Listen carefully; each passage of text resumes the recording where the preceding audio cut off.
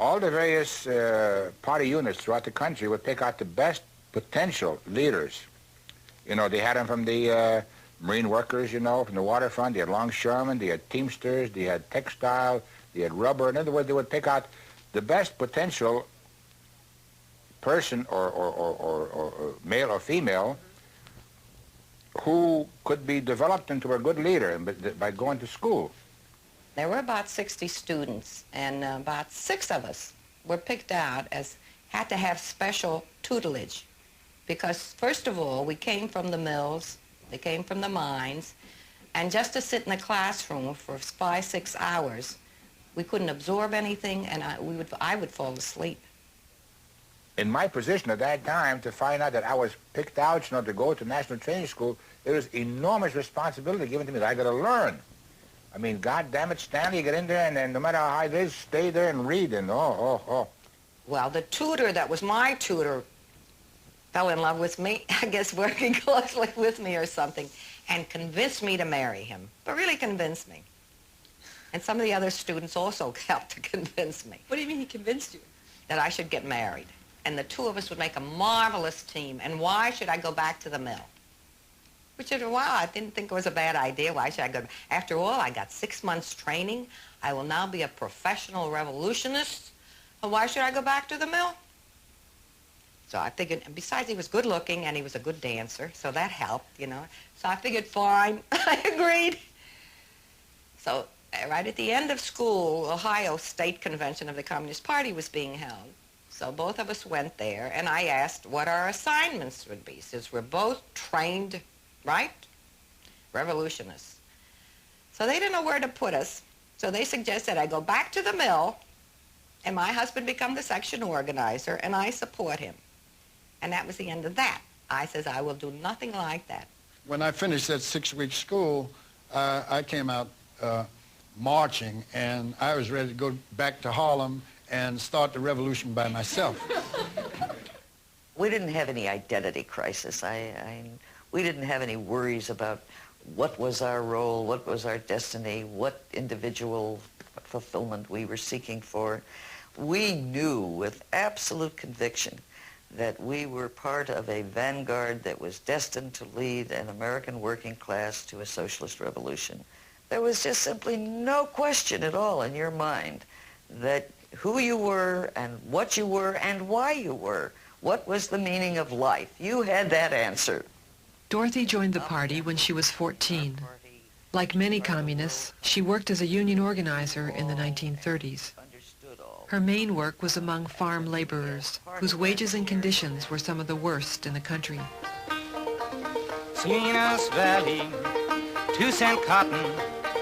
I'm on picket, Lord, I'll try.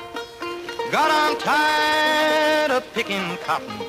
In May of 1937, she was called in to help by striking cotton pickers in Southern California. I stayed in the home of one of the field workers, and I would sleep in the iron bedstead with the 4 children.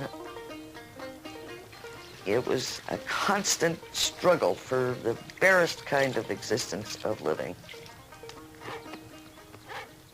The first thing that was done was to call a mass meeting of all participants, husbands, wives, children. They had to learn to run that strike. They had to have the power that they could do something about their own lives if they were organized together. I would suggest that the people there describe what they considered the important issues. It would be people talking from their guts. As I looked out at that audience, there was a kind of joy.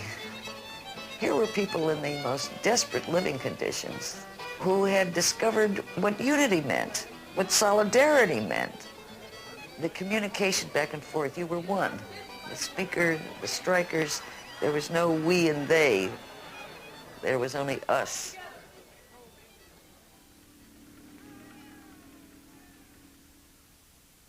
I don't remember not one person ever feeling it was a sacrifice.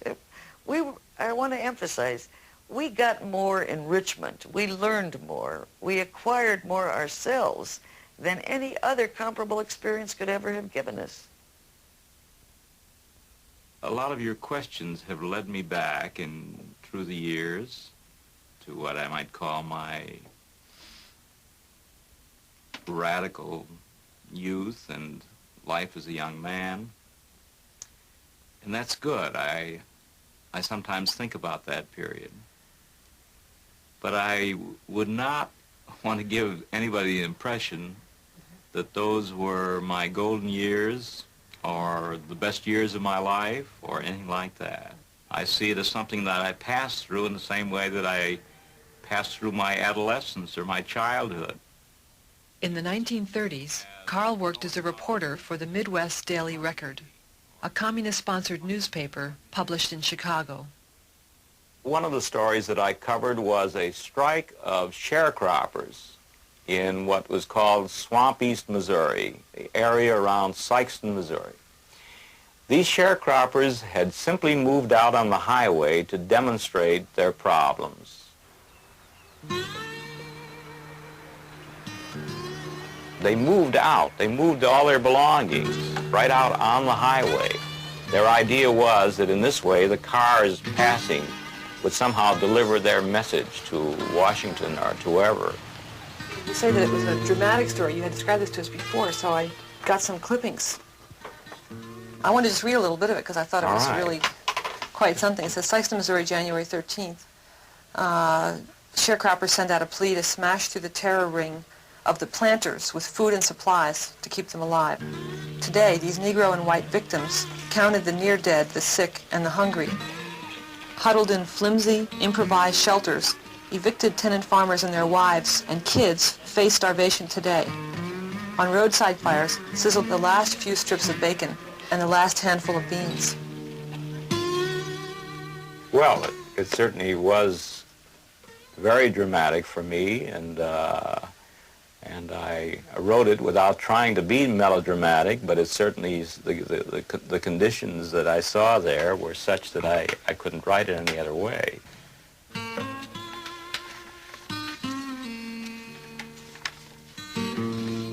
Every night, Carl wrote letters to his wife about the sharecropper's story. At the time he read them to us, he hadn't seen them in many years.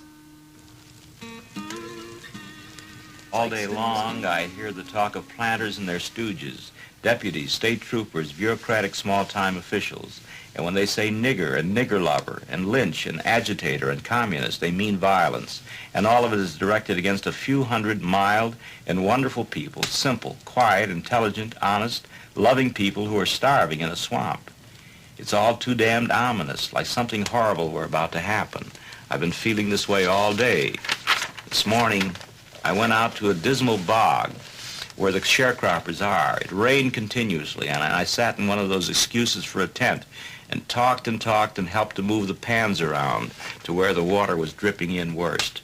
Something sings inside of me when I'm with these people, and it runs, "Arise, ye wretched of the earth."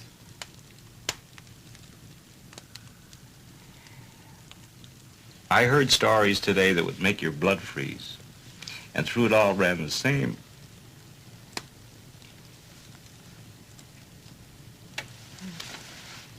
savage depravity about a planter who whipped a sharecropper's hog to death because it was on his land, about a sharecropper who was tied to a post and flogged to death, about a little Negro boy who was starving and stole some beans and was beaten and forced to work in the field for a week to pay the damage. By intervals, this thing has ripped the heart out of me and inspired me as few things ever have. The colossal guts of these people, bucking a setup as cruel and hidebound, as ruthless and powerful as the planter autocracy. It's a story that I'll tell you for weeks if I ever get back.